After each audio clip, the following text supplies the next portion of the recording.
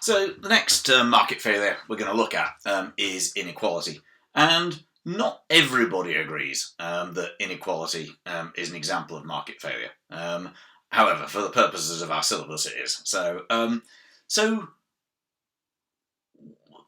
for inequality to be a market failure, we have to have a misallocation of resources and a welfare loss. And a lot of people will simply say, well, look, hang on a minute. The reason inequality comes about is that people work very hard. How is that a misallocation of resources? And there's an element of truth in that, of course, and nobody's suggesting that that perfect equality is a desirable goal.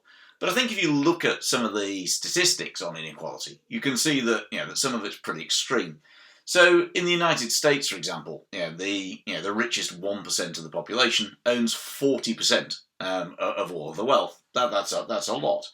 And in the UK, the richest 10% of the population, their income is 8.5 times as much as the poorest 10%.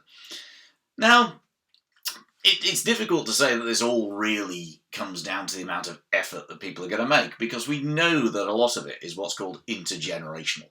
So,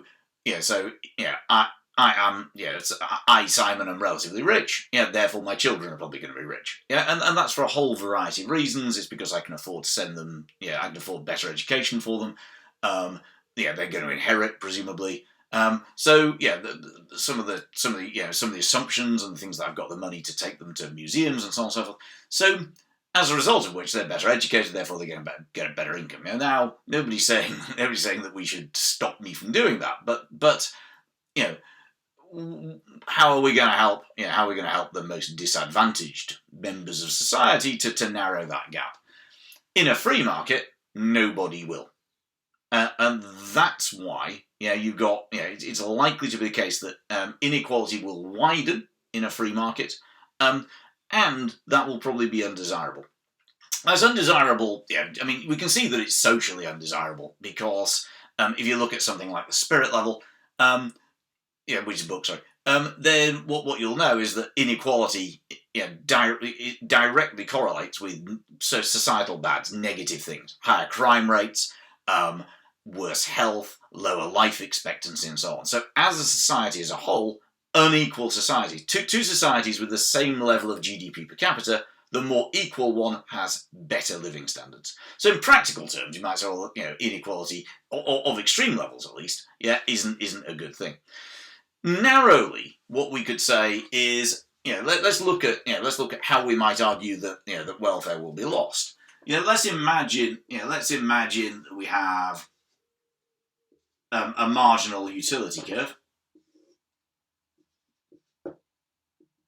and to start with, we have two people, each of whom have 10 units of bread or something. Person A and person B, they both have 10 units and their utility is the same. Let's consider what happens if we start taking bread away from A and giving it to B.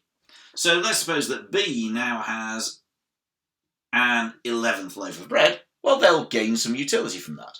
But of course, we had to take that away from the other person. So A is now only here with 9 units of bread.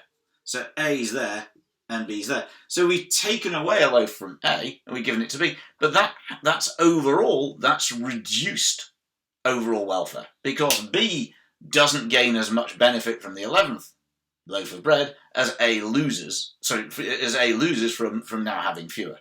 And you can see, if we continue to do this, if we give B more and more bread, well, the principle of diminishing marginal utility means they're gaining less and less extra utility. So they're gaining, but they're not gaining that much. Whereas A, by the time they're up here, they got 1 loaf of bread for the week, they're starving.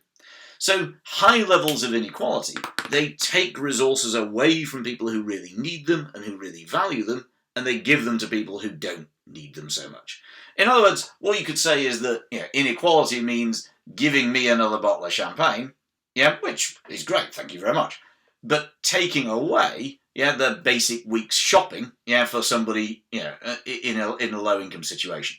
And overall, that can't be increasing welfare overall. So what we can say is that resources have been misallocated in the sense that there are too many going to rich people and too few going to poor people. Now that's not and as a result of which there's a welfare loss. And as I say, that's not the same as saying we want to live in some sort of communist state where everybody is equal.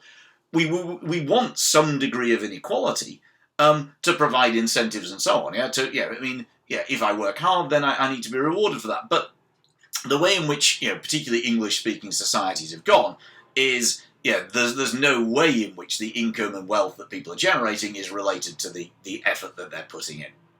So let's suppose we wanted to do something about this. What could we do?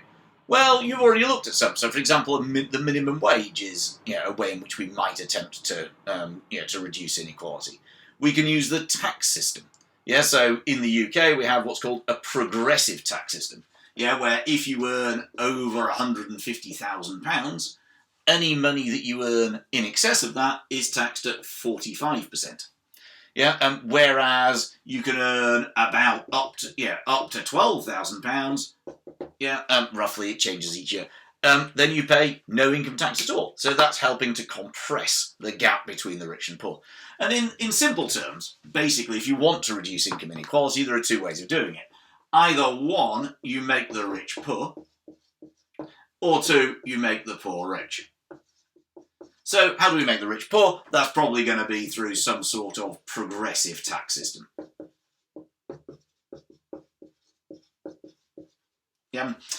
So we take away a higher proportion of the income of rich people than poor people. Now, not everybody likes that, and there are incentive issues, and we'll come back to this when we look at fiscal policy later in the course. How do we make the poor rich? Obviously, the benefit system, is one way of doing it. So we try to make sure that that low-income groups have government support in terms of income. Linked to that, there's this idea of a universal basic income.